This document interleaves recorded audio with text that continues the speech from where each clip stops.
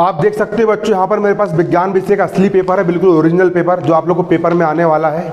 ठीक है, आप यहाँ पर देख सकते हो त्रैमासिक परीक्षा 2022 एमपी बोर्ड कक्षा 10वीं विज्ञान विषय का असली पेपर, 100% ओरिजिनल पेपर। ठीक है ना, कोई नहीं बताने वाला आप लोग को, यहाँ पर मैं बताने वाला हूँ। ठीक है, 100% असली है बिल्कुल। और देखो पेपर तो मैं आप लोग को असली वाला दिखा नहीं सकता, क्योंकि अगर मैंने आपको असली पेपर दिखा दिया तो दिक्कत बन जाएगी। ठीक है ना, तो मैं आप लोग को ओरिजिनल पेपर नहीं दिखा सकता। तो मैं आप लोग को यहाँ पर जो जो प्रश्न पेपर में आने वाले हैं वो प्रश्न मैं आप लोग को बताने वाला हूँ। ठीक है, तो सबसे आज हम पढ़ेंगे अध्याय 10 प्रकाश, परावर्तन तथा अपवर्तन। सबसे पहला प्रश्न हमारा है प्रकाश का परावर्तन किसे कहते हैं, इसके नियम लिखिए। मोस्ट इंपोर्टेंट क्वेश्चन लिखो कॉपी में, क्वेश्चन बस लिखना है, आंसर गाइड से याद कर लेना है। जो भी तुम्हारे पास गाइड, जो भी तुम्हारे पास नोट्स है उससे पढ़ लेना है, सिर्फ समझना है और ये लिख लो प्रकाश का परावर्तन किसे कहते हैं। देखो प्रकाश का परावर्तन किसे कहते हैं, ये हो गया एक कांच का आईना। क्या होगा, कांच का, कांच के गिलास, कांच हो गई ये क्या होगी आपकी कांच। कांच की सतह पर मैंने पॉलिश कर दिया, क्या कर दिया मैंने यहाँ पर पॉलिश। आप देख सकते हो यहाँ पर मैंने क्या कर दिया, पॉलिश कर दिया। एक प्रकाश की किरण यहां से आई, इस बिंदु पर टकराई और वापस चली गई। जब कोई प्रकाश किरण किसी सतह से टकराता है और उसी माध्यम में वापस लौट जाता है, फिर से क्या बोला मैंने, जब कोई प्रकाश किरण किसी सतह से टकराता है और उसी माध्यम में वापस, तुमने एक घड़ी लिए, एक आईना लिए, उधर से लाइट आया, आईना में टकराया और तुमने किसी के मुंह पे मार दिए। ठीक है, इसी को अपन क्या बोलेंगे, प्रकाश का परावर्तन। प्रकाश, जब कोई प्रकाश की किरण किसी सतह से आती है, एक माध्यम से चल करके आई और सतह पर टकराई और उसी माध्यम में वापस लौट गई, इस घटना को हम क्या बोलते हैं, प्रकाश का परावर्तन। फिर से क्या बोला मैंने, आंसर क्या बोला मैंने, जब कोई प्रकाश की किरण किसी माध्यम से टकराती है, कांच का माध्यम हो गया, माध्यम से टकराती है और उसी माध्यम में वापस लौट जाती है, ये घटना कहलाती है प्रकाश का परावर्तन। अब प्रकाश के परावर्तन के नियम समझना। जो किरण आती है, आने वाली किरण को हम बोलते हैं आपतित किरण। क्या बोलते हैं इसको हम, आपतित किरण। जो किरण जाती है, जो किरण, ये किरण परावर्तित होगी ना, जो किरण परावर्तित होती है उसको हम क्या बोलते हैं, परावर्तित किरण। क्या बोलेंगे इसको हम, आने वाली किरण को आपतित किरण और जाने वाली किरण को परावर्तित किरण। जिस बिंदु पर टकराती है, इस बिंदु को हम बोलते हैं क्या, आपतन बिंदु। क्या बोलते हैं इसको हम, ठीक है ना। और आपतन बिंदु, जिस बिंदु पर टकराई और आपतन बिंदु पर एक हमने लंब खींच दिए, इसको हम क्या बोलेंगे, अभिलंब। क्या बोलेंगे, बोल देंगे अभिलंब। बारीकी समझना है, चित्र वगैरह सब बुक में मिल जाएगा, गाइड में मिल जाएगा, शिवलाल गाइड में तुमको पूरा मिल जाएगा। ठीक है ना, अभी तुमको समझना बस है, लिखवा मैंने पूरा दिया हूँ, मिल जाएंगे ना, देखो ना अब समझोगे। आपतित किरण और अभिलंब के बीच में जो कोण बनता है, क्या बोला मैंने, आपतित किरण और अभिलंब के बीच में जो क्या बनता है, कोण बनता है, उसे हम कहते हैं आपतन कोण। उसको हम क्या बोलते हैं, आपतन कोण। आपतित किरण और अभिलंब के बीच में जो कोण बनता है उसको हम क्या बोलते हैं, आपतन कोण। कौन सा कोण बोलते हैं, और परावर्तित किरण और अभिलंब के बीच में जो कोण बनता है उसको हम क्या बोलते हैं, परावर्तन कोण। परावर्तन कोण, ठीक है, आया समझ में। आपतित किरण और अभिलंब के बीच के कोण को हम क्या बोलेंगे, आपतन कोण, और परावर्तित किरण और अभिलंब के बीच के कोण को हम क्या बोलेंगे, परावर्तन कोण।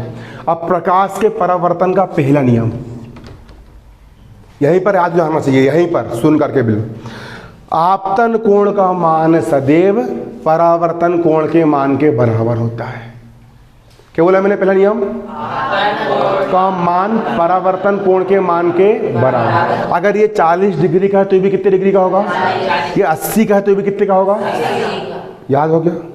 आपतन कोण का मान सदैव परावर्तन कोण के मान के बराबर है। ठीक है। दूसरा नियम, आपतित किरण, परावर्तित किरण और आपतन बिंदु पर अभिलंब। क्या बोला मैंने? आपतित किरण, परावर्तित किरण और आपतन बिंदु पर अभिलंब सब एक ही तल में होते हैं, सब एक ही तल में होते हैं। बनेगा नहीं बनेगा? चलो अगला प्रश्न, वेरी इंपॉर्टेंट वाले बता रहा हूं मैं आप लोग को, ये वेरी इंपॉर्टेंट है। 17 के पेपर में आया, 19 में आया, 2022 में भी आया जी, है ना। सिर्फ सन वाले क्वेश्चन बताऊंगा मैं आप लोग को, ठीक है ना। अगला प्रश्न 2022 में आया है, लेंस आ रहा है इस अध्याय से। अभिसारी लेंस किसे कहते हैं? क्वेश्चन लिखो, अभिसारी लेंस किसे कहते हैं? 2022 के पेपर में आ चुका है इसलिए बता रहा हूं मैं, है ना। वेरी इंपॉर्टेंट क्वेश्चन है, अभिसारी लेंस किसे कहते हैं। क्वेश्चन बस लिखो, आंसर सब गाइड वाइड में मिल जाएंगे तुम लोग को ना, है ना। मैं प्रबोध, शिवलाल और बुक से पढ़ाता हूँ 3 चीज से, है ना। अभिसारी लेंस किसे कहते हैं? अभिसारी लेंस किसे कहते हैं?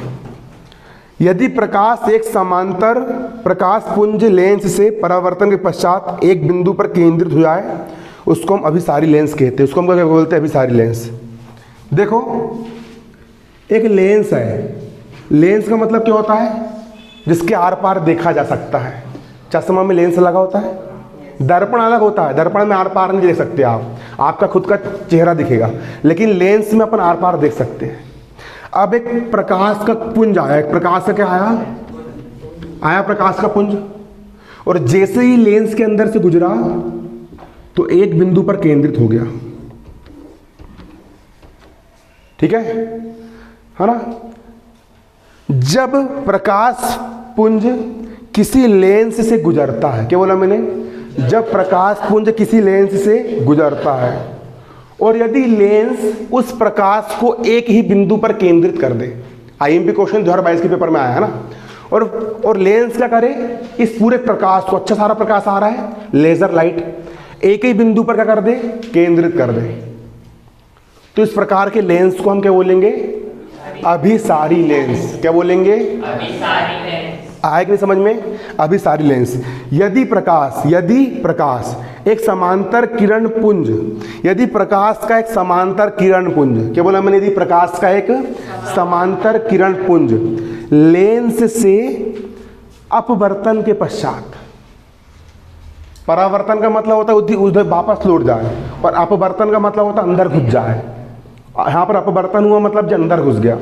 अपवर्तन के पश्चात एक ही बिंदु पर केंद्रित हो जाता है। क्या बोला मैंने? अपवर्तन के पश्चात एक ही बिंदु पर केंद्रित हो जाता है। तो इस लेंस को हम क्या बोलते हैं? अभिसारी लेंस। कौन सा लेंस कहते हैं इसको? हम अभिसारी लेंस कहते हैं। आए कि नहीं समझ में? पक्का आ गया? क्या बोलेंगे इसको? हम अभिसारी लेंस बोलेंगे। अगला प्रश्न, अपसारी लेंस किसे कहते हैं? ये भी 2022 के पेपर में आया है। अपसारी लेंस किसे कहते हैं? कौन सा लेंस? अपसारी लेंस किसे कहते हैं?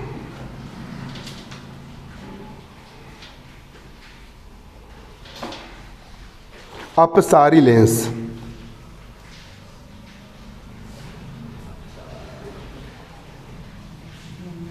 अपसारी लेंस, देखो ये प्रकाश का एक समांतर किरण पुंज आया। प्रकाश का क्या आया? समांतर किरण पुंज आया। आया ये, और ये क्या हुआ? वापस इधर ही लौट गया। लेकिन अगर अपन इसको पीछे बढ़ा रहा है, पीछे अपन डेढ़ करके अपन इसको बढ़ा रहा है, तो एक ही बिंदु पर हमको प्रतीत हुआ दिख रहा है। यदि कोई प्रकाश का समांतर किरण पुंज, क्या बोला मैंने? प्रकाश का समांतर किरण पुंज अपवर्तन के पश्चात, एक ही बिंदु पर प्रतीत होता है, होता नहीं है, अभिसारी में हो जाता है, इस पर प्रतीत होता है, मतलब आभास होता है, लगता बस है ना। एक बिंदु से आता हुआ क्या होता है? अपन को प्रतीत होता है। तो इस प्रकार के लेंस को हम क्या बोलते हैं? अपसारी लेंस बोलते हैं। कौन से लेंस बोलते हैं? अपसारी। देखो अपसारी लेंस, यदि प्रकाश का एक समांतर प्रकाश पुंज, यदि प्रकाश का एक समांतर प्रकाश पुंज अपवर्तन के पश्चात एक बिंदु से अपसरित होता हुआ प्रतीत होता है। कहां से? एक बिंदु से अपसरित होता हुआ प्रतीत होता है, तो उस प्रकार के लेंस को हम क्या बोलेंगे? अपसारी लेंस। क्या बोलेंगे इसको हम? अपसारी लेंस इसको हम कहेंगे। अगला प्रश्न मोस्ट इंपॉर्टेंट है, वेरी वेरी वेरी इंपॉर्टेंट। पूरे सन वाले क्वेश्चन बता रहा हूं मैं, आप लोग को समझा रहा हूं, ठीक है ना। लिखवा मैंने पहले दिया हूं, गाइड आप लोग के पास ऑलरेडी है, समझोगे आप। गोलीय दर्पण की वक्रता त्रिज्या फोकस दूरी, लिख लो। गोलीय दर्पण की वक्रता त्रिज्या फोकस दूरी, वक्रता केंद्र,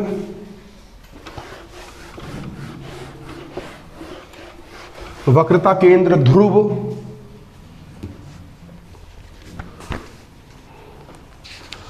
अवतल गोलीय दर्पण, उत्तल गोलीय दर्पण, अवतल गोलीय दर्पण, उत्तल गोलीय दर्पण। देखो सबसे पहले समझो, बारीकी समझना। हम समझ रहे हैं गोलीय दर्पण, गोलीय दर्पण, बारीकी समझना। टॉपिक बस लिख लो, आंसर बुक में गाइड में मिल जाएगा, ठीक है। गाइड में मिल जाएगा आप लोग को, है ना, समझना बस है। गोलीय दर्पण किसको बोलते हैं? मैंने कांच का एक खोखला गोला ले लिया, अंदर से खोखला है, कांच का मैंने क्या ले लिया? खोखला गोला। देखो ये कांच का खोखला गोला दिख रहा है तुम लोग को? दिख रहा है? इमेजिन करो कि हाँ वो कांच का खोखला गोला है, इसको अपन ने बीच से काट दिए। कहाँ से काट दिए? काट दिए, ये बन गया, ठीक है। ये गोल है, इसके अगर एक भाग पर अपन पॉलिश कर दे, क्या करते अपन एक भाग पे? पॉलिश, तो इस तरफ अपन को अपना चेहरा दिख जाएगा, और यहां से प्रकाश किरण आएगी और परावर्तित होगी। ऐसा दर्पण, क्या बोला मैंने? जिसका परावर्तक पृष्ठ गोल होता है, जिसका जिधर से प्रकाश किरण परावर्तित होती है उसको अपन परावर्तक पृष्ठ बोलते हैं। ऐसा दर्पण, क्या बोला मैंने? जिसका परावर्तक पृष्ठ गोल होता है, जिसका परावर्तक पृष्ठ ऐसा दर्पण जिसका परावर्तक पृष्ठ गोल होता है। फिर से क्या बोल रहा हूं मैं? ऐसा दर्पण जिसका परावर्तक पृष्ठ गोल होता है उसे गोलीय दर्पण कहते हैं। बनेगा नहीं बनेगा? क्या बोला मैंने, बताओ? परावर्तक पृष्ठ गोल होता है उसे गोलीय दर्पण कहते हैं। बन जाएगा। गोलीय दर्पण दो प्रकार के होते हैं, ये भी गोल है, ये भी गोल है। एक बार मैंने अंदर पॉलिश कर दिया, अंदर, तो ये बन गया उत्तल गोलीय दर्पण, और एक बार मैंने बाहर पॉलिश कर दिया तो ये बन गया अवतल गोलीय दर्पण। तो ऐसा दर्पण जिसका परावर्तक पृष्ठ उठा हुआ रहता है, जो उठा हुआ है ना, बाहर से उठा है कि नहीं है, तो ऐसा दर्पण जिसका परावर्तक पृष्ठ उठा हुआ रहता है, बाहर से उठा है। ऐसा दर्पण जिसका परावर्तक पृष्ठ उठा हुआ रहता है, कैसा रहता है? उसे उत्तल गोलीय दर्पण कहते हैं। क्या बोलते हैं उसको अपन? उत्तल गोलीय दर्पण। ऐसा दर्पण जिसका परावर्तक पृष्ठ उठा हुआ रहता है उसे हम क्या बोलते हैं? उत्तल गोलीय दर्पण। चित्र बना दोगे? पेपर में प्रश्न आया अवतल गोलीय दर्पण किसे कहते हैं, क्या लिखोगे? ऐसा दर्पण जिसका परावर्तक पृष्ठ दबा हुआ रहता है, क्या होता है? उसे हम अवतल गोलीय दर्पण कहते हैं। क्या कहते हैं उसको हम? अवतल गोलीय दर्पण कहते हैं। बन जाएगा क्वेश्चन। अगला प्रश्न आता है पेपर में क्या, कि गोलीय दर्पण का ध्रुव क्या है। अगला प्रश्न क्या आता है? गोलीय दर्पण का ध्रुव क्या है ना? गोलीय दर्पण का ध्रुव किसे कहते हैं? तो क्या लिखोगे, समझना बारीकी से। गोलीय दर्पण के परावर्तक पृष्ठ के, क्या बोला मैंने?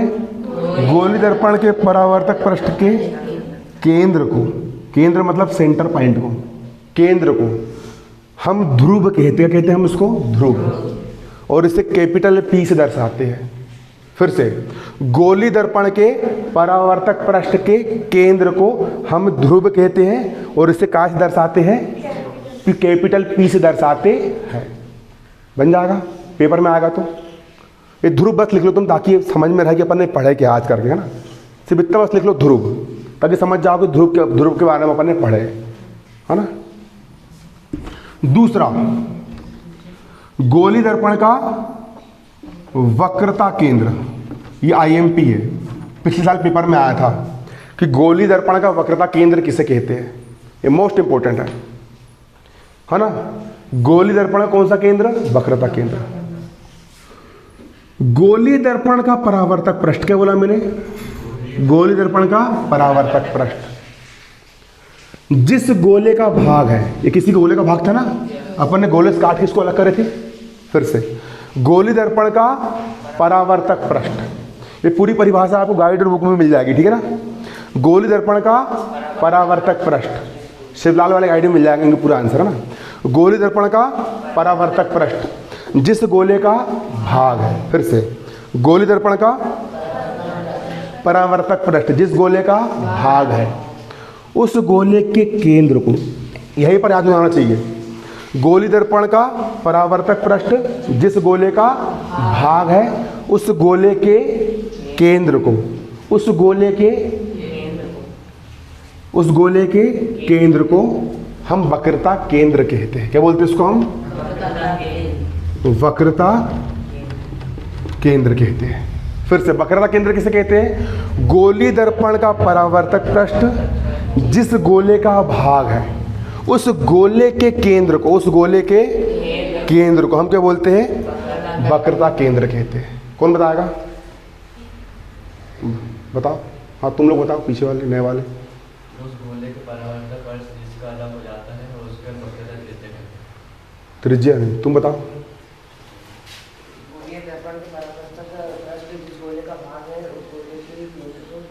वेरी गुड, बहुत शानदार ना, तो परफेक्ट। विज्ञान में मन से, सामाजिक ज्ञान में मन का लिखा चल जाता है, सामाजिक ज्ञान में खूब फेंक के लिख के आना, अच्छा चल जाएगा, लेकिन विज्ञान में बिल्कुल साइंटिफिक। एक इंसान ने विज्ञान में 56 पेज लिख के आया, कितने पेज, उसको मिले 7 नंबर, कितने मिले, 7 नंबर। और मैंने उस समय कितने पेज लिख के आया, मात्र 13 पेज। कितने पेज लिख के आया, मेरे को 75 में से मिले 73 नंबर। विज्ञान में ये मायने रखता है कि तुम कितना फेंक रहे हो। विज्ञान में एक्यूरेट लिखा वाला चलता है ना, सटीक बिल्कुल। विज्ञान में जो परिभाषा लिखी है गाइड में, वही छाप के आना पड़ेगा आपको, तो नंबर मिलेंगे आपको। हाँ, सामाजिक विज्ञान हिंदी में आप फेंका फाकी कर सकते हो, है ना, ठीक है, करेक्ट बिल्कुल। गोली दर्पण का परावर्तक पृष्ठ जिस गोले का भाग है, उस गोले के केंद्र को हम वक्रता केंद्र कहते हैं, ठीक है। अगला प्रश्न लिखो, वक्रता त्रिज्या किसे कहते हैं, वक्रता त्रिज्या किसे कहते हैं। वक्रता त्रिज्या या गोली दर्पण की वक्रता त्रिज्या किसे कहते हैं। देखो, केंद्र से परिधि तक की दूरी को अपन क्या बोलते हैं, त्रिज्या बोलते हैं। तो सेम वही, गोली दर्पण की वक्रता केंद्र और ध्रुव के बीच की दूरी, गोली दर्पण के वक्रता केंद्र और ध्रुव के बीच की दूरी को क्या बोलेंगे अपन, वक्रता त्रिज्या कहेंगे। बन जाएगा। दूसरी परिभाषा, गोली दर्पण का परावर्तक पृष्ठ, क्या बोला मैंने, जिस गोले का भाग है, उस गोले की त्रिज्या को, उस गोले की वक्रता त्रिज्या कहते हैं। शुरू बार में वही बात है, सेकंड बार में वही बात है, अर्थ लेके निकल रहा ना, ठीक है। क्या बोलेंगे, वक्रता त्रिज्या। घर पे समझ के याद कर लेना। अगला प्रश्न, गोली दर्पण का मुख्य फोकस किसे कहते हैं। 2 नंबर के क्वेश्चन है, पेपर में आते हैं, इंसान रट्टा लगाते हैं कि रट नहीं पाते हैं, समझ में आएगा तुरंत बन जाएगा। गोली दर्पण का मुख्य फोकस किसे कहते हैं। वक्रता केंद्र को हम सी से प्रकट करते हैं, ठीक है ना, अच्छे समझना। क्या बोला मैंने, गोली दर्पण का मुख्य फोकस किसे कहते हैं।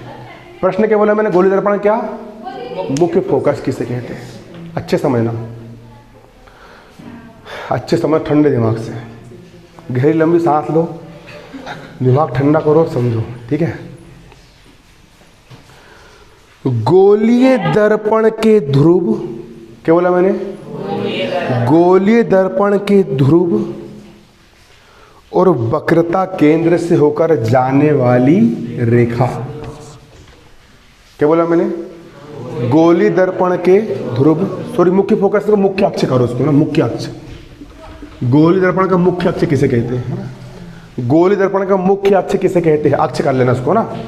गोलीय दर्पण का मुख्य अक्ष किसे कहते हैं? ठीक है ना, अक्ष कर लेना उसको, समझोगे ना, बारीकी समझना। गोलीय दर्पण के ध्रुव, क्या बोला मैंने? गोलीय दर्पण के ध्रुव और वक्रता केंद्र से जाने वाली रेखा। फिर से क्या बोला मैंने? गोलीय दर्पण के ध्रुव और वक्रता केंद्र से जाने वाली रेखा। गोलीय दर्पण के ध्रुव और वक्रता केंद्र से जाने वाली रेखा, इसी रेखा को हम क्या बोलते हैं? मुख्य अक्ष। बनेगा नहीं बनेगा? पक्का बन जाएगा। अगला प्रश्न आता है, अब मुख्य फोकस किसे कहते हैं? लिख लो क्वेश्चन, गोलीय दर्पण का मुख्य फोकस किसे कहते हैं, या अवतल दर्पण का मुख्य फोकस किसे कहते हैं? ये प्रश्न आ चुका है। उत्तल दर्पण का मुख्य फोकस किसे कहते हैं? ये प्रश्न भी आ चुका है। मुख्य फोकस किसे कहा जाता है? तुमसे मुख्य फोकस पकड़ना, चाहे अवतल बोले, उत्तल बोले या गोलीय बोले, मुख्य फोकस लिखा जाएगा तो तुम मुझे परिभाषा लिख करके आना है। बारीकी समझोगे अब, ठंडे दिमाग से, है ना। गोलीय दर्पण के, क्या बोला मैंने? गोलीय दर्पण के, गोलीय दर्पण के मुख्य अक्ष के, फिर से गोलीय दर्पण के मुख्य अक्ष के, क्या बोला मैंने? गोलीय दर्पण के मुख्य अक्ष के समांतर आपतित किरण। समांतर का मतलब होता है ऐसी रेखा जो कभी क्रॉस नहीं करती है, उसको अपन बोलते समांतर रेखा। गोलीय दर्पण के मुख्य अक्ष, गोलीय दर्पण के मुख्य अक्ष के, गोलीय दर्पण के मुख्य अक्ष के समांतर आपतित किरण। एक किरण क्या हो रही है? आपतित हो रही, आ रही है। फिर से गोलीय दर्पण के मुख्य अक्ष के समांतर आपतित किरण परावर्तन के पश्चात, किसके पश्चात? परावर्तन के पश्चात मुख्य अक्ष के, किसके? मुख्य अक्ष के जिस बिंदु से होकर गुजरती है, जिस बिंदु से होकर गुजरती है उसे मुख्य फोकस कहते हैं।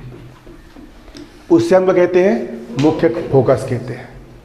ठीक है, फिर से गोलीय दर्पण के मुख्य अक्ष के समांतर आपतित किरण परावर्तन के पश्चात मुख्य अक्ष के जिस बिंदु से होकर गुजरती है उस बिंदु को हम मुख्य फोकस कहते हैं। इसे कैपिटल एफ से दर्शाते हैं। पेपर में आएगा तो बनेगा नहीं बनेगा? पक्का बन जाएगा। अगला प्रश्न लिखो, फोकस दूरी किसे कहते हैं? ये पूरे आईएमपी क्वेश्चन है, वेरी आईएमपी क्वेश्चन, परीक्षा में आने वाले।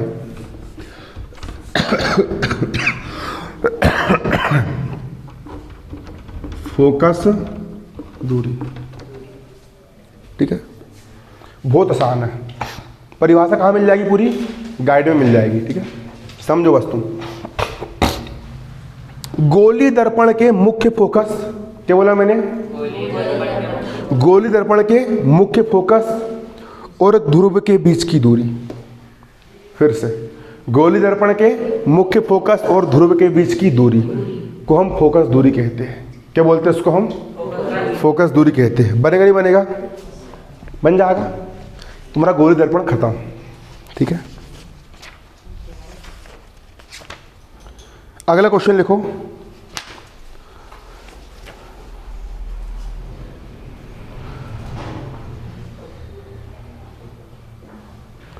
आवर्धन किसे कहते हैं? मोस्ट इंपोर्टेंट, 2020, 2021, 2022 के पेपर में आया है। आवर्धन किसे कहते हैं? शिवलाल गाइड लाया किसी ने? आवर्धन किसे कहते हैं? दिखाओ, आवर्धन किसे कहते हैं? क्वेश्चन क्या बोला मैंने? आवर्धन किसे कहते हैं?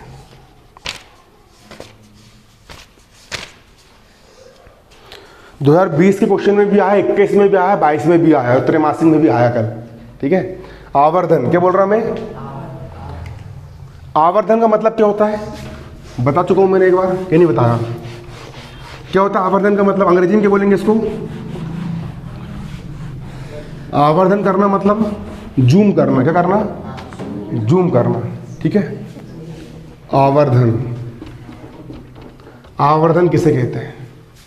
ठीक है, देखो मैंने बताया था जैसे कि ये बैठा, ये मेरे को इतना बड़ा हाथ दिख रहा है, दिख रहा है इतना बड़ा। अब मैंने मोबाइल में जूम कर दिया तो ये इतना बड़ा दिखेगा मेरे को, इसी को बोलेंगे अपन आवर्धन।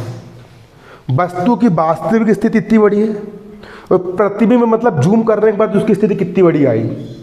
अच्छा, ये इतना बड़ा दिख रहा है और लेंस में कितना बड़ा दिख रहा है मेरे को? डबल दिख रहा है। कितना बड़ा दिख रहा है मेरे को? डबल। तो 2 गुना आवर्धित है। कितने गुना जूम कर दिया अपन ने? मोबाइल में जूम करना बता देना ना, 1 गुना, 2 गुना, 3 गुना, 10 गुना तक होता जूम।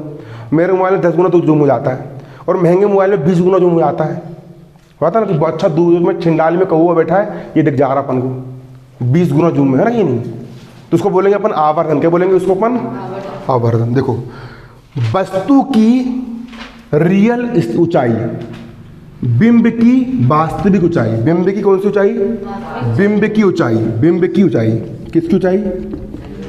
बिंब की ऊंचाई।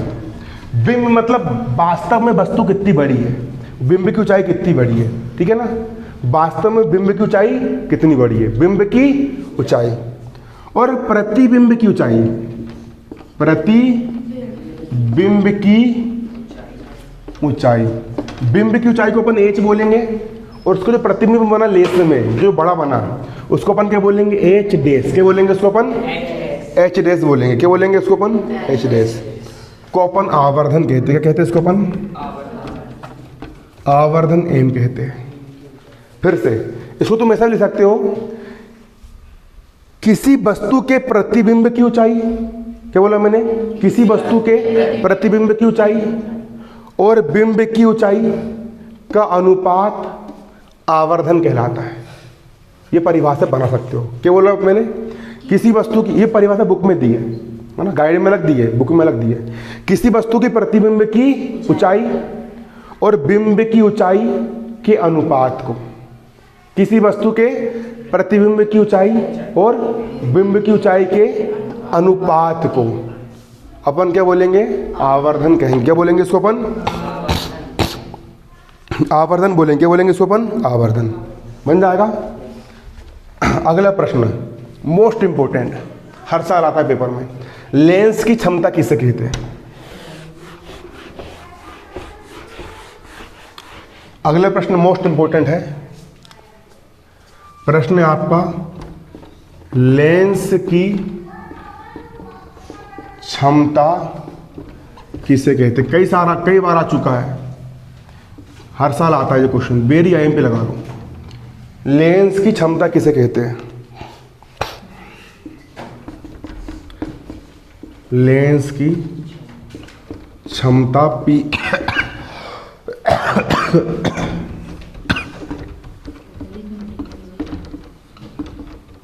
ठीक है, लेंस की क्षमता।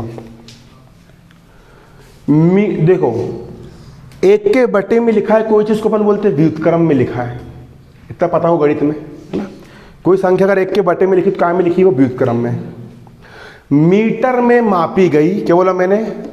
मीटर में मापी गई। शिवलाल गाइड का बता रहा हूं मैं, ठीक है ना? मीटर में मापी गई किसी लेंस की फोकस दूरी का, मीटर में मापी गई फोकस दूरी का व्युत्क्रम। व्युत्क्रम मतलब 1 का बटा। फिर से, मीटर में मापी गई फोकस दूरी का व्युत्क्रम। व्युत्क्रम मतलब 1 का बटा। क्या बोला मैंने? मीटर में मापी गई फोकस दूरी का व्युत्क्रम। व्युत्क्रम मतलब 1 के बटे में। फिर से, मीटर में मापी गई फोकस दूरी का व्युत्क्रम लेंस की क्षमता कहलाती है। ये बन गई परिभाषा। सरल है कठिन है? सरल है। क्या बोला मैंने? मीटर में मापी गई फोकस दूरी का व्युत्क्रम लेंस की क्षमता कहलाती है। मीटर में मापी गई फोकस दूरी का व्युत्क्रम लेंस की क्षमता कहलाती है। इसे डायप्टर डी से प्रकट करते हैं, इसे डायप्टर डी से प्रकट करते हैं। किससे प्रकट करते हैं इसको अपन? डायप्टर डी से प्रकट करते हैं। ठीक है, बन जा गए। एक प्रश्न और इंपॉर्टेंट है, अवतल दर्पण के उपयोग लिखिए। किसके उपयोग लिखिए? अवतल दर्पण के उपयोग लिखिए। क्वेश्चन लिख लो, अवतल दर्पण के उपयोग लिखिए। अवतल दर्पण के उपयोग लिखिए।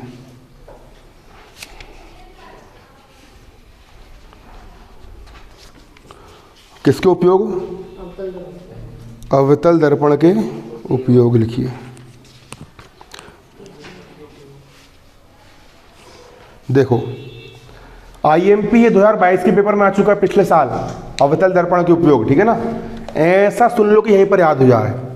अवतल दर्पण किसको बोल लेंगे? जिसका परावर्तक पृष्ठ दबा हुआ होता है इस टाइप से, है ना, तो चेहरे का बड़ा प्रतिबिंब बनाता है वो। ठीक है ना, जो अवतल दर्पण होता है इस प्रकार का, ये जूम करके दिखाता है अपन को, बड़ा बना के दिखाता है। ठीक है, तो पहला उपयोग दाढ़ी या हजामत बनाने में। जो नाई के पास जो होते शीशे दाढ़ी हजामत बनाने वाले, वो हल्के से दबे हुए इस टाइप से होते हैं ऐसे। ठीक है ना, जो बड़े बड़े सैलून होते हैं, आज इधर के सैलून तो सिंपल लगा देते हैं, है ना, महंगे सैलून ऐसा जूम करके बनाते ताकि उसको बड़ा प्रतिबिंब दिखे। गुंडी में देखना, अंदर मुंडी झाँक के तुम्हारा चेहरा अच्छा बड़ा दिखेगा। गुंडी होती है ना दबी हुई अंदर से, ठीक है ना, और पलटा के देखना उत्तल दर्पण बना के, छोटा दिखेगा तुम्हारा चेहरा। अवतल दर्पण इस टाइप का होता है ना, अंदर से देखने वाला अवतल। तो पहला क्या होगा? दाढ़ी या हजामत बनाने में। दूसरा डॉक्टर के द्वारा नाक कान गला की जांच करने में। और दूसरा सर्च लाइट में। ये तीन उपयोग हो गए। उत्तल दर्पण का उपयोग कहाँ में होता है? उत्तल दर्पण कैसा होता है? इस टाइप का होता है, उठा हुआ। कैसा होता है? ये गाड़ी में लगा होता है। ये ठीक है, देखना गाड़ी का शीशा हल्का सा उठा हुआ दिखेगा तुमको बीच से।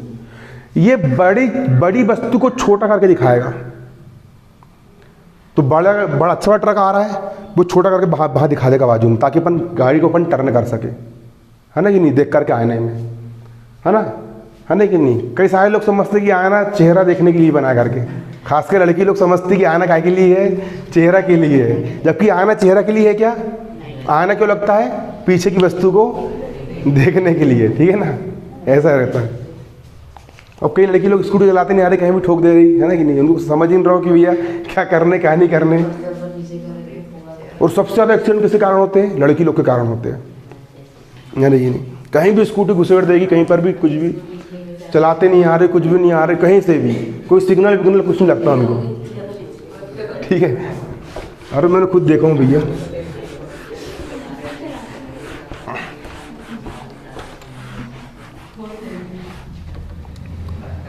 चलो अगला प्रश्न। थल दर्पण भी हो गया।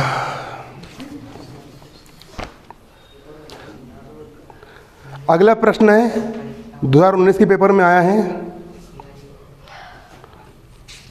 वक्रता केंद्र भी हो गया, अभिसारी अपसारी भी हो गया, लेंस की क्षमता भी हो गया, आवर्धन भी हो गया। इतने क्वेश्चन मोस्ट इंपोर्टेंट थे, मैंने आप लोग को पढ़ा दिया। ठीक है, यह अध्याय और अपनी तरफ से पढ़ना है। ठीक है ना, इन्हीं भरोसे नहीं बैठना है, अपनी तैयारी भी करना है। चलो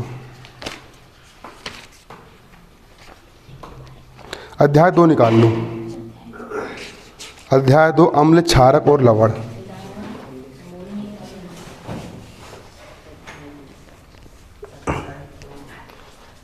अध्याय 2 अच्छे समझोगे, है ना। अध्याय कौन सा? 2, अम्ल, क्षारक एवं लवण। अम्ल, क्षारक एवं लवण। ठीक है, चलो मोस्ट इंपॉर्टेंट क्वेश्चन बताऊंगा मैं, very very very important question जो पेपर में कई बार पूछे जा चुके हैं। चलो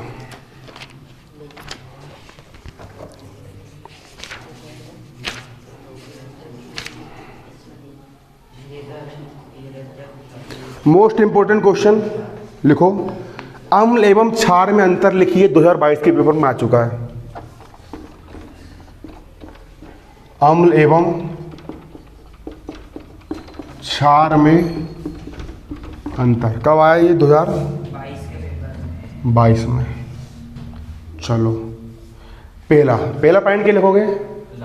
अम्ल स्वाद में कैसे होते हैं? खट्टे। और क्षार कैसे होते हैं? इमली खाओगे खट्टी लगेगी, और साबुन खाना कैसी लगेगी? कड़वी लगेगी। ठीक है। दूसरा, अम्ल क्या करते हैं? नीले लिटमस को लाल कर देते हैं। ठीक है ना। अम्ल नीले को क्या कर देंगे?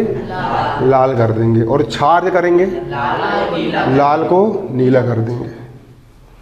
अम्ल को अगर तुम पानी में घोलोगे तो कौन सा आयन देते हैं? हमेशा याद रखना, H+ आयन देते हैं, है ना। ठीक है। अम्ल को जल में घोले जाने पर H+ आयन देते हैं, और क्षार को जल में घोले जाने पर OH- आयन देते हैं। क्षार को घोलोगे तो कौन सा आयन देंगे? OH- आयन देंगे। अम्ल कौन कौन से होते हैं? HCl हाइड्रोक्लोरिक अम्ल, H2SO4 है ना, सल्फ्यूरिक अम्ल, तनु सल्फ्यूरिक अम्ल। ठीक है ना। और क्षार कौन सा होता है? NaOH। ये हो गया आपका क्षार। ठीक है। ये हो गया आपका अम्ल और क्षार में अंतर। अगला प्रश्न मोस्ट इंपॉर्टेंट, विरंजक चूर्ण किसे कहते हैं? विरंजक चूर्ण के उपयोग और सूत्र लिखिए। 2019 के पेपर में भी आया है और 2020 के पेपर में भी आया है। ये कहाँ से याद करोगे? बुक से याद करो। बुक दिखाओ मेरे को। सबसे अच्छा आंसर विरंजक चूर्ण का कहीं पर दिया है तो बुक में दिया है। विरंजक चूर्ण किसे कहते हैं? इसका सूत्र और इसके उपयोग बताइए। क्या बोल रहे हैं हम? कौन सा चूर्ण? विरंजक चूर्ण। ठीक है। विरंजक चूर्ण।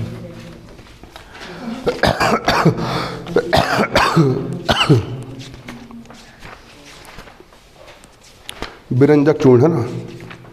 इसका उत्तर मिलेगा पेज नंबर 34 पर। पेज नंबर उत्तर लिख लो बुक के पेज नंबर 34 पर।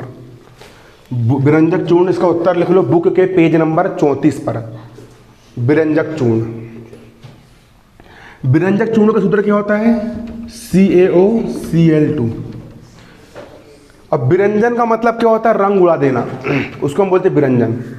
अगर मैं शर्ट को उतारूं और एक बाल्टी लूं, उसमें विरंजक चूर्ण घोल दूं और शर्ट को मैं डोब दूं उसमें, और एक दिन बाद शर्ट को मैं निकालूं, पेवर सफ़ेद हो जाएगी, बिल्कुल वाइट, पूरा रंग उड़ जाएगा इसका।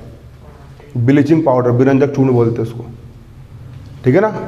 विरंजक चूर्ण क्या बोलते हैं इसको? विरंजक चूर्ण, है ना। इसका उत्तर यहाँ से है शुष्क बुझा हुआ चूना। मैंने लिया शुष्क बुझा हुआ चूना। चूना है, चूना में मैंने पानी डाल दिए, बुझ गया तो शुष्क बुझा हुआ चूना बन गया। CaOH2। ये बोलते हैं अपन शुष्क बुझा हुआ चूना। Ca मतलब कैल्शियम, H यानी हाइड्रो, O यानी ऑक्साइड, कैल्शियम हाइड्रोक्साइड। ये हो गया शुष्क बुझा हुआ चूना, हो गया। अब शुष्क बुझा हुआ चूना मशीन से गिर रहा है। कहाँ से गिर रहा है? शुष्क बुझा हुआ चूना कहाँ से आ रहा है? मशीन से आ रहा है, चक्की की मशीन से आ रहा है। और जैसे अपन एक पाइप फंसाए और पाइप से अपन ने डाल दिए क्लोरीन गैस। कौन सी गैस? जब शुष्क बुझे हुए चूने पर क्लोरीन गैस प्रवाहित की जाती है। फिर से क्या बोला मैंने? जब शुष्क बुझे हुए चूने पर कौन सी गैस? क्लोरीन गैस प्रवाहित की जाती है तो विरंजक चूर्ण का निर्माण होता है। किसका निर्माण होता है?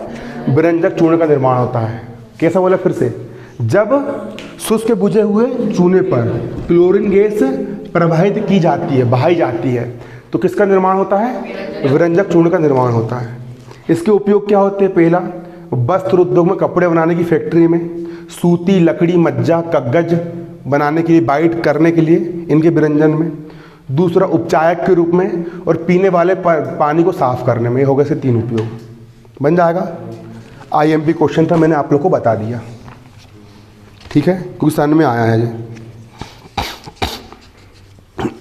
अगला प्रश्न पेपर में आ चुका है। धोने का सोडा और बेकिंग सोडा के दो प्रमुख उपयोग बताइए। धोने का सोडा और बेकिंग सोडा, सबसे पहले समझ लिखो क्वेश्चन, बेकिंग सोडा किसे कहते हैं, इसका सूत्र उपयोग लिखिए। बेकिंग सोडा या खाने का सोडा किसे कहते हैं, इसका सूत्र एवं उपयोग लिखिए। बेकिंग सोडा या खाने का सोडा किसे कहते हैं, इसके सूत्र और उपयोग लिखिए। वीडियो बन रहा है ना, देखो।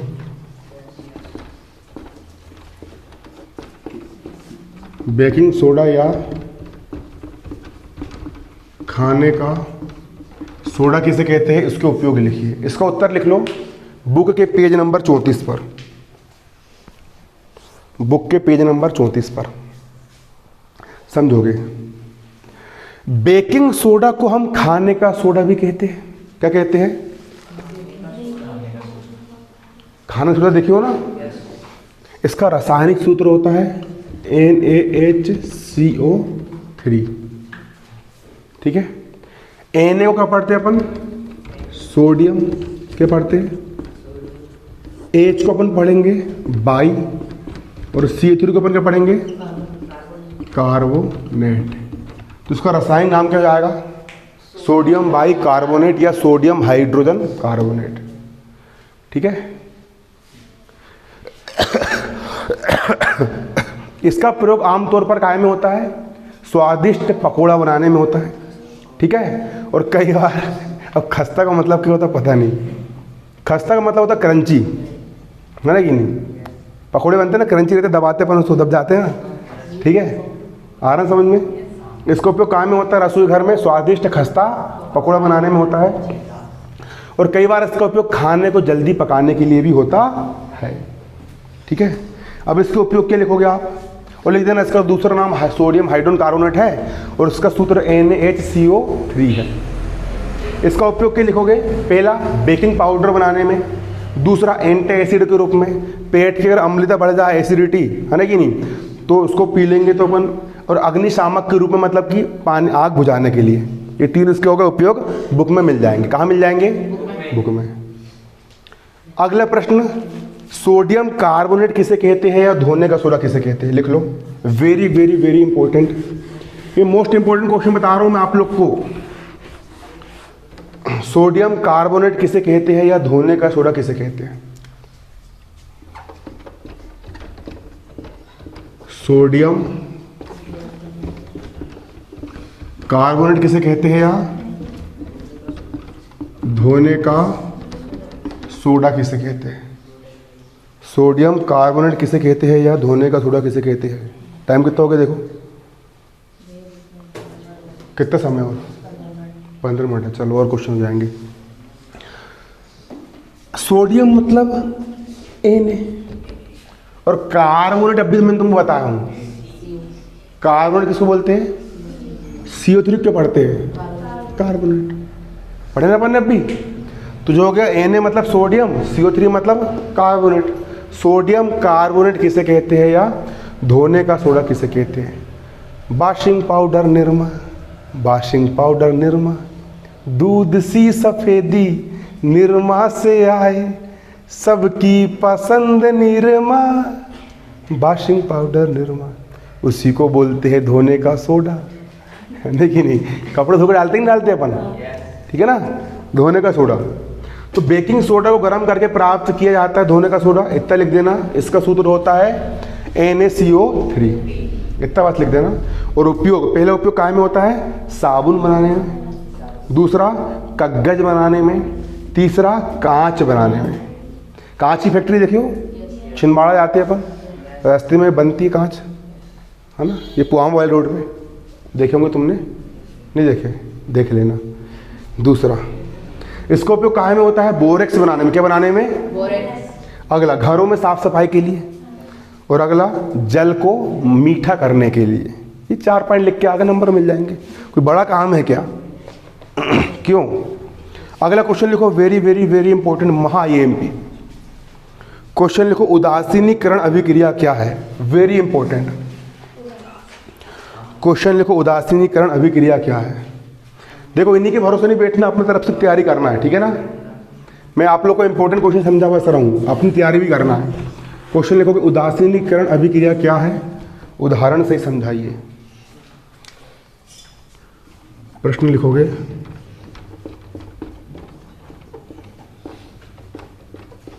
उदासीनीकरण अभिक्रिया।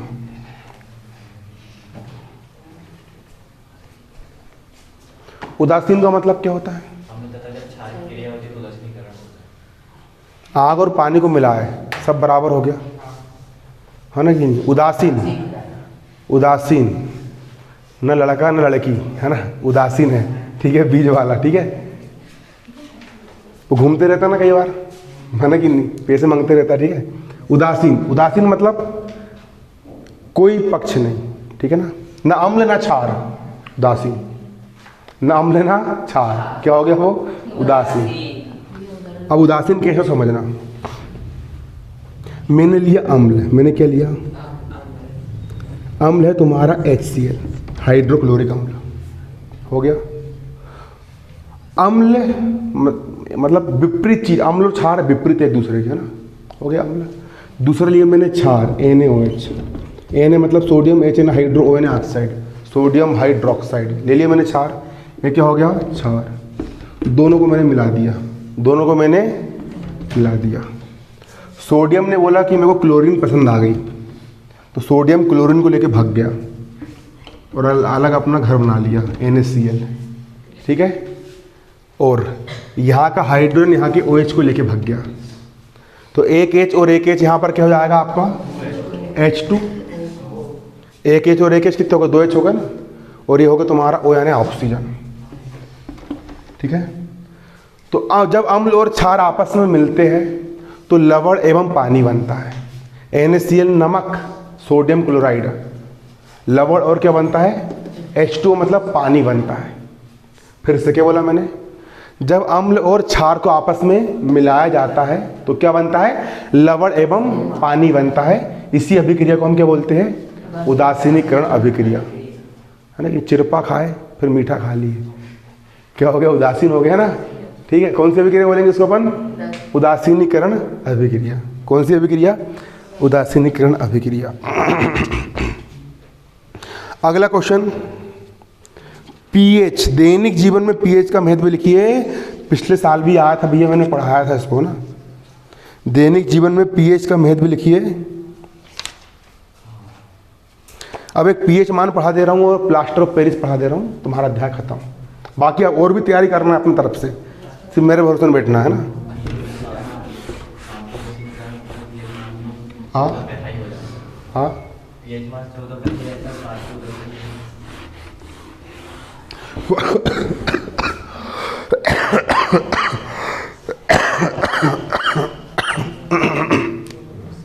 क्वेश्चन लिखो, पीएच पैमाना या पीएच स्केल क्या है?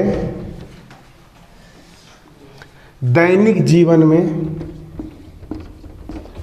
दैनिक जीवन में पीएच मान का महत्व लिखो।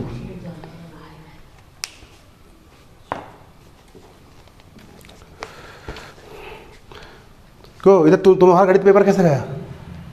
कितने मिल जाएंगे? गलत इतना करके आया,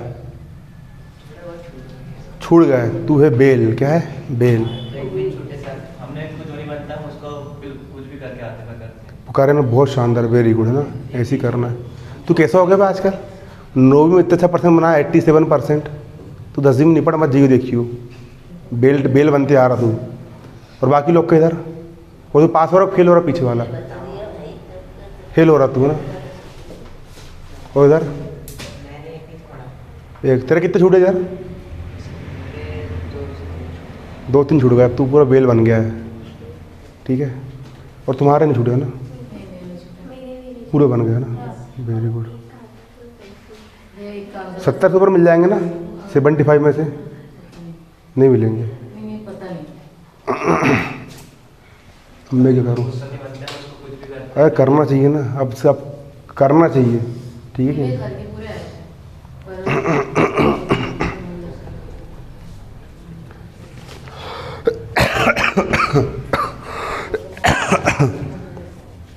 पीएच में माना किसे कहते हैं? पीएच स्केल है ना। इसका उत्तर कहाँ मिलेगा?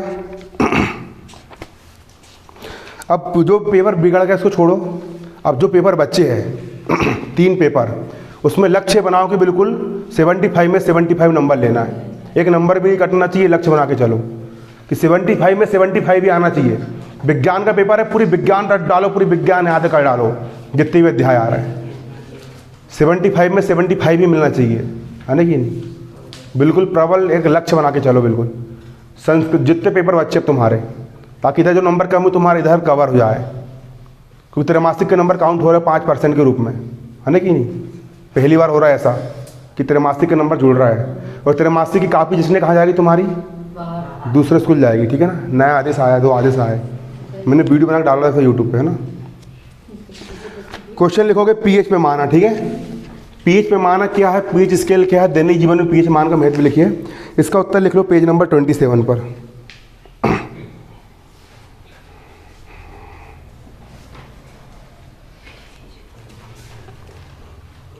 मैंने तुमको बताया था अम्ल विलयन में क्या मुक्त करते हैं?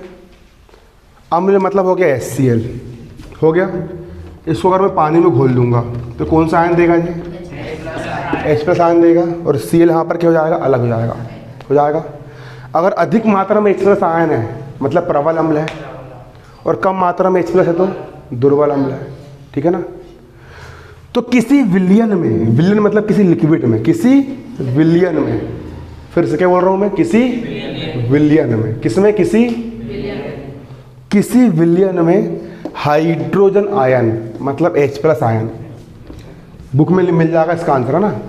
किसी विलयन में हाइड्रोजन आयन, क्या बोल रहे हैं हम? किसी विलयन में की सांद्रता ज्ञात करने के लिए, सांद्रता का मतलब होता है मात्रा, अच्छी अधिक मात्रा में फिर कम मात्रा में, है ना।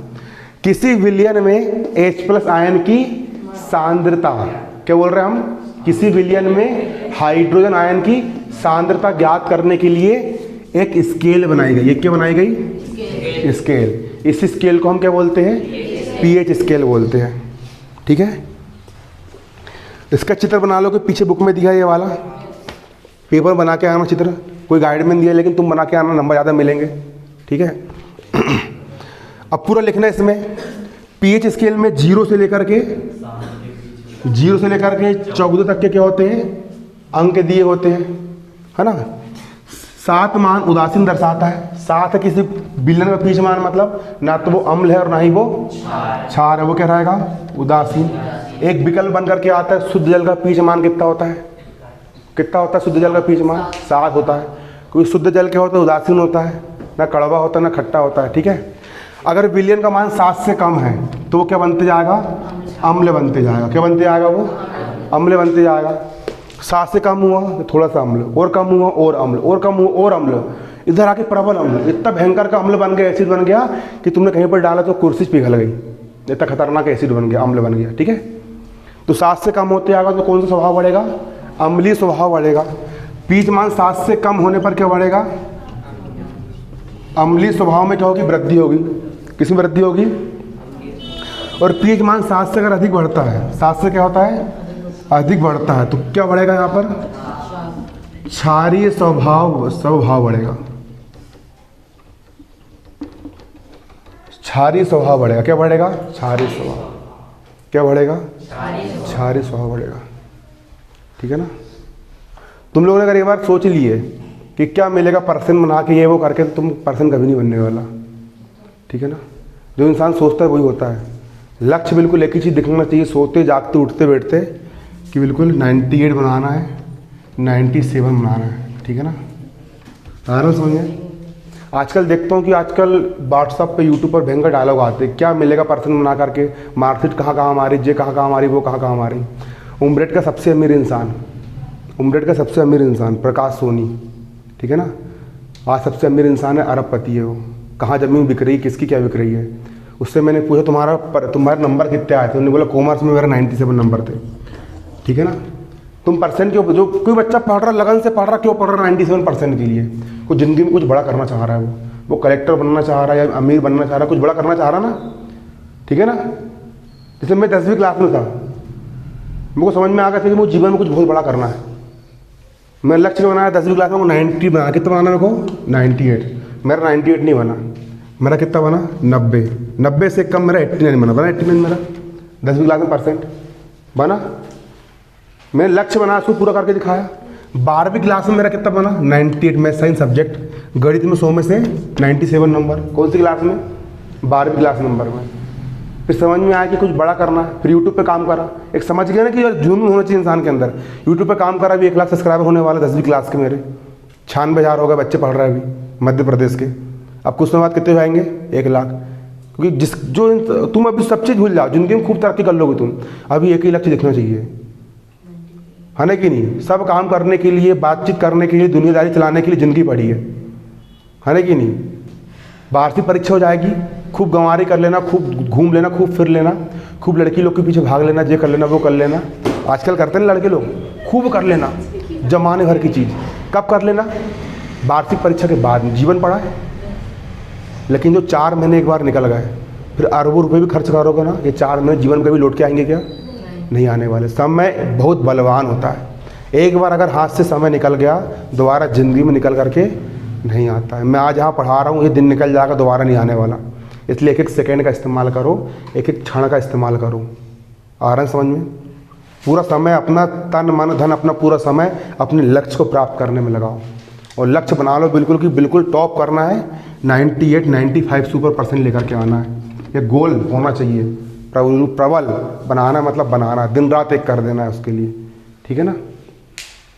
अभी तो लक्ष्य बनाओ, कल के पेपर में नंबर आना चाहिए, सब चीज़ भाड़ में आए, कल के पेपर में टॉप करना है। आज दिन भर है, दिन भर में पूरी विज्ञान रट डालना है, पूरा विज्ञान आधे कर डालना है, जितने 6 अध्याय तो आ रहा है, पूरा रट डालना है, पूरी जितनी भी IMP क्वेश्चन जे वो जमाने भर के, लेकिन टॉप करना। क्या करना है? टॉप करना है, बिल्कुल अच्छा नंबर लेकर के आना है, और बिल्कुल कल पेपर में अच्छे लिख करके आना है, और फर्स्ट आना क्लास में। क्या आना है? 95 98 से ऊपर लेकर के आना परसेंटेज, ठीक है। आज के लिए